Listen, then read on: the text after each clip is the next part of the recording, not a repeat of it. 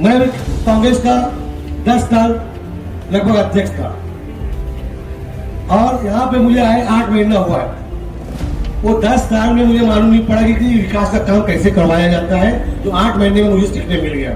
क्या मिला मैं तो समझ ही नहीं पा रहा हूँ ना। शहर का कौन सा बड़ा विकास हो गया या उनको क्या मिल गया, वो बता दें कि उनको 1 साल में क्या मिल गया और 10 साल में नहीं मिला। अरे 10 साल में कांग्रेस ने उनको 2 मरतबा आमदानी का टिकट दिया, उनको 10 साल भिवंडी जिला कांग्रेस कमेटी का आज तक किसी को नहीं रखा, उनको रखा तो और क्या देती कांग्रेस पार्टी उससे ज्यादा। एक मुझे नाम याद नहीं है, 1-2 मुकादम थे, 2-3 कारीगर थे बेचारे, और मोहल्ले के 15-20 लोग रशीद ताई के पास आए थे और रशीद ताई को पानी की उस वक्त तकलीफ थी और पानी घरों में भर जाता था, गटर की वो तकलीफ थी। 2-3 काम बोले थे, उन्होंने ऐसा झिटकार के भगाया, मैं आपसे बोल नहीं सकता। मैं वहाँ बैठा था। कभी भी कोई भी हमारे पास आता है, हम समझते हैं कि वो मजबूर है, वो मुस्तहिक है, तो कभी भी हमने उनको हकालने का, धक्का देने का और भगाने का, ये किसी के साथ भी हमने ये काम नहीं किया है। और मैं तो शोएब कुद्दू या किसी को मैं जानता भी नहीं था उसको, पहली मरतबा मैं एमएलए हुआ, मैं किसी को नहीं जानता था और मैं समझता नहीं कि वो पॉलिटिक्स में थे या नहीं थे। मेरे ऑफिस में कब आए और कब उन्होंने ये सब मंजर देखा मैं नहीं जानता। और 6 करोड़ रुपया अजीत दादा पवार जो राष्ट्रवादी के उप मुख्यमंत्री है, उन्होंने ही निधि दिया है कांग्रेस वालों के लिए। मेरा ये कहना है कि पार्टी की ये जो माइनॉरिटी की जो निधि है, आप बताइए कि मेयर के वार्ड में तो कौन सी माइनॉरिटी की निधि की जरूरत है, लेकिन मेयर डिप्यूटी मेयर अपना अपना बांट। निधि हमारी पहले आई हुई है, 6 करोड़ की निधि हमारी 30 मार्च को पास हुई है और इनकी निधि कभी आई है 19 अप्रैल को। अब ये मेरे को आप लोग बताओ कि काम कौन कर रहा है, कांग्रेस कर रही है या राष्ट्रवादी? राष्ट्रवादी पार्टी महाराष्ट्र में हमारे अलायंस में है। भिवंडी में राष्ट्रवादी के कुछ गलत किस्म के लोग भिवंडी में या राष्ट्रवादी पार्टी के कुछ सीनियर लोग कुछ भी रहे होंगे, उन्होंने कोई गलत फैसला किया है, तो हम भिवंडी में जो है राष्ट्रवादी से अलायंस करने की हमारी इच्छा नहीं है कि जो हम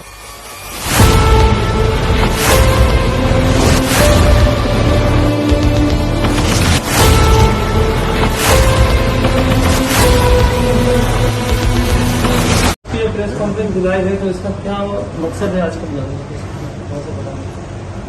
देखिए, पिछले 2-3 दिन से कई प्रेस रिपोर्टर्स का, आपके इलेक्ट्रॉनिक मीडिया का, कई लोगों का मेरे पास फोन आ रहा था कि निधि के ताल्लुक से जो government of Maharashtra urban development department की तरफ से भिवंडी शहर में मूलभूत सुविधा के लिए एक 7 करोड़ रुपया और एक 6 करोड़ रुपया, इस तरह से जो फंड का लेटर आया था, इस ताल्लुक से हमारे honourable deputy chief minister Ajit Pawar ji, जो कि प्लानिंग मिनिस्टर भी हैं, साथ ही मेरा खुद का भी पिछले जुम्मा को जो राष्ट्रवादी की तरफ से जो जलसा हुआ उसमें नाम लिया गया। मैं अजीत पवार साहब को बहुत पहले से जानता हूँ, गालिबन मैं समझता हूँ कि पहली मरतबा मैं जब एमएलए हुआ 1999 में, तब से मैं जानता हूँ और मैं इस बात को मानता हूँ कि सियासत के अंदर मर्दांगी के साथ अगर कोई आदमी सच्चाई के साथ खड़ा रहता है तो वो अजीत पवार है। सच्चाई के साथ रहने वालों में एक बड़ा चेहरा है और अजीत पवार कभी भी किसी दूसरे का क्रेडिट जो है अपने सर कभी भी लेने की कोशिश नहीं करेंगे। जो 18 नगर सेवक का मामला है या मालेगांव का जो मामला है, मैं बिल्कुल दावे के साथ कह सकता हूं कि अगर अजीत पवार के पास अगर ये लोग जाते पार्टी में शामिल होने के लिए, तो अजीत पवार उनसे कहते, और मैं देखा हूं कई लोगों को उन्होंने कहा भी है इससे पहले कि आप पहले अपने पद का राजीनामा दीजिए, फिर अपनी पार्टी का राजीनामा दीजिए, उसके बाद हमारी पार्टी में अगर आते हैं तो हम आपको पूरी ताकत देंगे। मामला निधि का जो मामला है, हम लोग हमेशा से, जब से ये महापौर का इलेक्शन हुआ और उसके बाद कांग्रेस के जो लोग थे, जो कांग्रेस के साथ मजबूती के साथ खड़े रहे,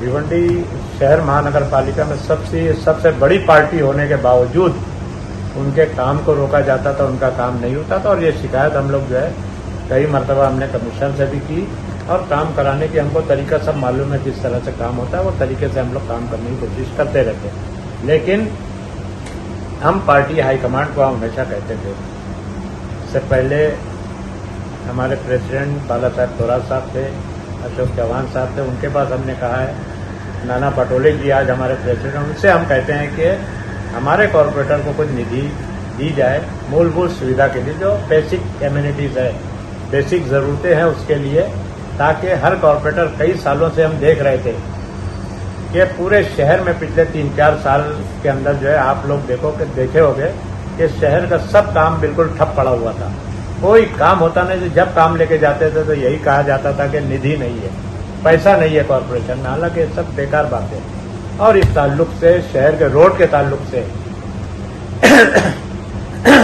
कांग्रेस पार्टी ने 2 मरतबा इस कॉरपोरेशन के सामने एक जबरदस्त मोर्चा किया, कॉरपोरेशन की ऑफिस को ताला लगाने की भी हमने कोशिश की। हमको बाला साहब थोराट साहब, जो कि विधिमंडल के नेता भी हैं, उन्होंने कहा कि नहीं, हम लोग जो है एकनाथ शिंदे जी से बात करके, वो अर्बन डेवलपमेंट के मिनिस्टर, और आपकी मूलभूत सुविधा के लिए हम लोग आपको फंड देने की कोशिश करते हैं।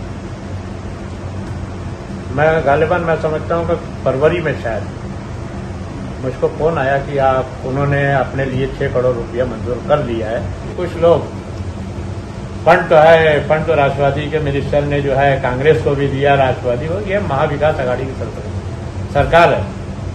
महाविकास आघाड़ी की सरकार जो है उसका मुखिया जो है शिवसेना है, चीफ मिनिस्टर है, और जो भी फंड मंजूर होता है वो कैबिनेट में होता है, कैबिनेट में सब लोग रहते हैं। ये बात मैं आप लोगों को कहना चाहूँगा, और मैं ये चाहूँगा कि बजाय इस किस्म की सतही बातों के, आप भी पॉलिटिक्स में, हम भी पॉलिटिक्स में, इस शहर में बहुत काम है, और काम के ताल्लुक से आप लोग जो है आइए, आप काम बताइए, आप उसकी पब्लिसिटी लीजिए। अगर आपने सच्चाई के साथ वो काम किया तो हम आपकी तारीफ करेंगे, लेकिन अगर कोई और काम करता है तो आपको उसकी सराहना करनी चाहिए। ये लोग बता दिए हमने जो है 5 करोड़ रुपया माइनॉरिटी की निधि लाए। अरे माइनॉरिटी की निधि मेयर और डिप्टी मेयर ये लोग अपने तवज्जुह से, अपनी कोशिश से लाए होंगे, कोई पार्टी के उसके ऊपर नहीं आया वो।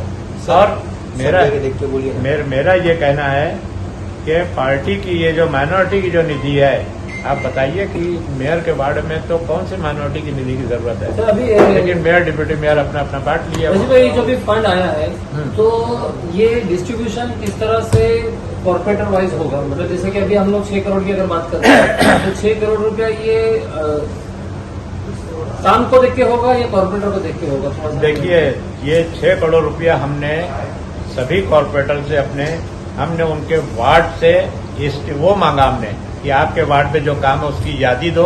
वो यादी हमने हमारे क्या नाम है रेवेन्यू मिनिस्टर, जो हमारे विधिमंडल के जो नेता हैं बाला साहब थोराट साहब, उनको यादी भेजी और उसके ऊपर उन्होंने निधि हमको मंजूर करके दी है।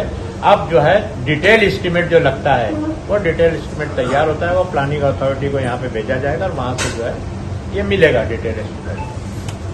दूसरी बात मेरे ताल्लुक से उसने कुछ कहा, मैं उसका हालांकि जवाब देना नहीं चाहता, इसकी कोई जरूरत भी नहीं है, लेकिन आप सब जानते हो, पूरा भिवंडी जानता है कि मेरा कभी भी ये नेचर नहीं रहा कि मैं किसी को अपने ऑफिस से या अपने घर से भगा दूं, और मेरा कभी भी ये नेचर नहीं है। मेरे से काम होता भी है, कुछ काम नहीं भी होते, लेकिन हमने कभी भी, कोई भी हमारे पास आता है, हम समझते हैं कि वो मजबूर है, वो मुस्तहिक है, तो कभी भी हमने उनको हकालने का, धक्का देने का और भगाने का, ये किसी के साथ भी हमने ये काम नहीं किया है।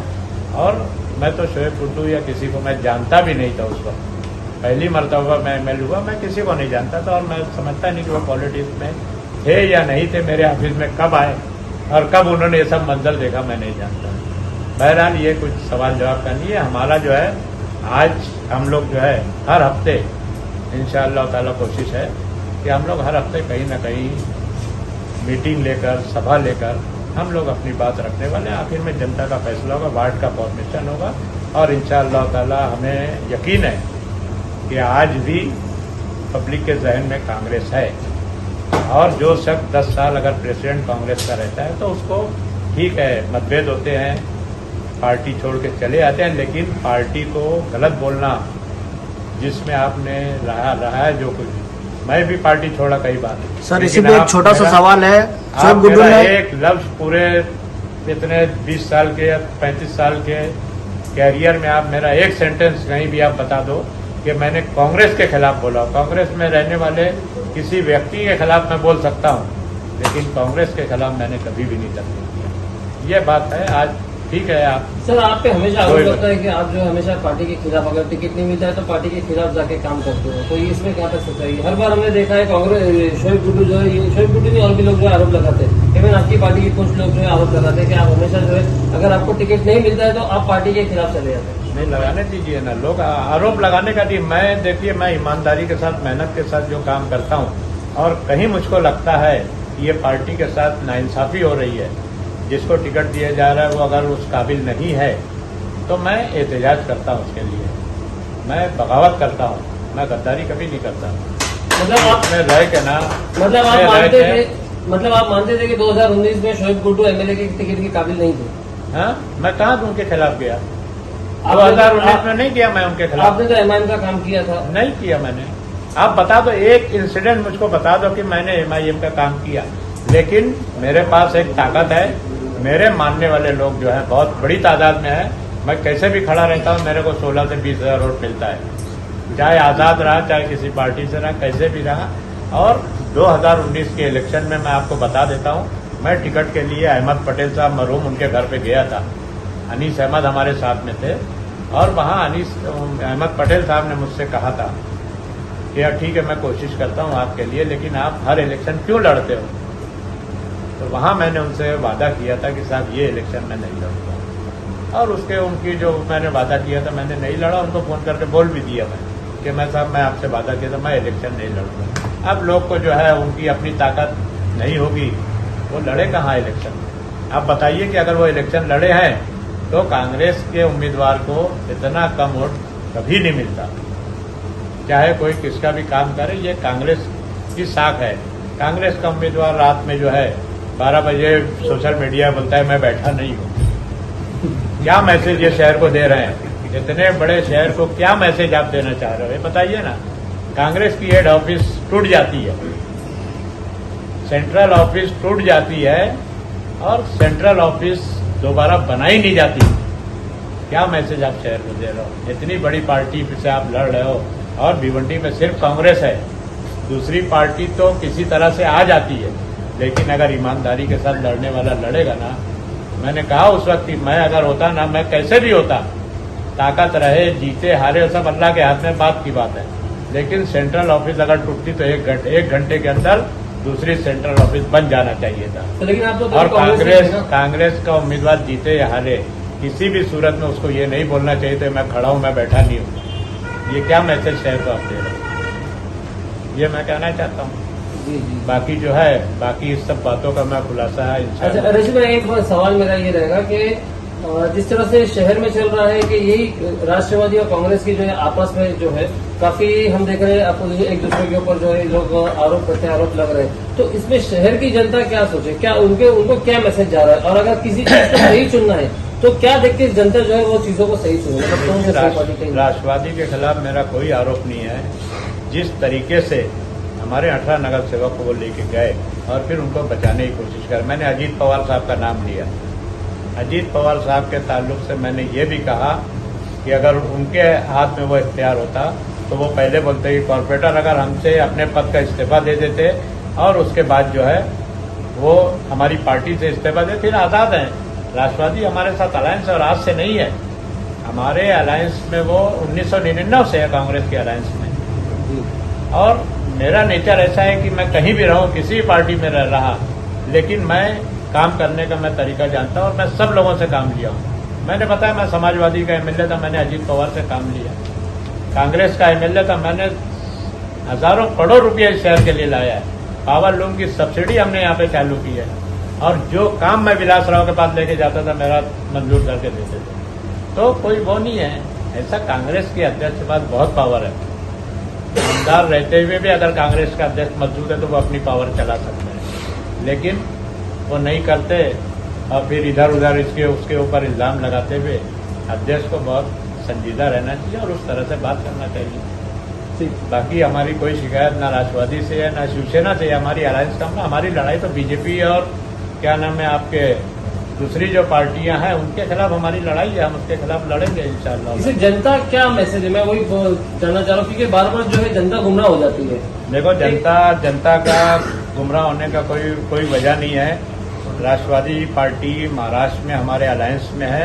भिवंडी में राष्ट्रवादी के कुछ गलत किस्म के लोग भिवंडी में या राष्ट्रवादी पार्टी के कुछ सीनियर लोग कुछ भी रहे होंगे, उन्होंने कोई गलत फैसला किया है, तो हम भिवंडी में जो है राष्ट्रवादी से अलायंस करने की हमारी इच्छा नहीं है कि जो हमको बता रहे हम हमारे साथ जो है बगावत करके दूसरी पार्टी में जाते हैं और फिर आके वापस जो है वही हमारे साथ अगर अलायंस में शेयर मांगेंगे, टिकट मांगेंगे, तो ये 47 सीट हमारी है। हम 47 सीट छोड़ के अगर कोई भी अलायंस करने आएगा तो इंशाअल्लाह ताला सेकुलर पार्टी हम उनके साथ अलायंस करने के लिए तैयार रहेंगे। Sir Thank you. छोटा सा, ये हाल ही में एक सभा था, सभा के अंदर शोएब गुट्टू ने कहा मुझे 10 साल जो कांग्रेस में रह के जो सीखने नहीं मिला वो 8 महीने में राष्ट्रवादी में सीखने मिला, उसके बारे में क्या कहना चाहेंगे? अब क्या मिला मैं तो समझ ही नहीं पा रहा हूँ ना। शहर का कौन सा बड़ा विकास हो गया या उनको क्या मिल गया, वो बता देवे कि उनको 1 साल में क्या मिल गया और 10 साल में नहीं मिला। अरे 10 साल में कांग्रेस ने उनको 2 मरतबा आमदारी का टिकट दिया, उनको 10 साल भिवंडी जिला कांग्रेस कमेटी का आज तक किसी को नहीं रखा, उनको रखा तो और क्या देती कांग्रेस पार्टी उससे ज्यादा। बहरहाल वो मेरा विषय है नहीं, लेकिन ये आप लोग पूछ सकते हो ना उनसे कि भाई इसके अलावा आपकी इच्छा क्या थी और कांग्रेस ने नहीं किया, वो बताइए आप।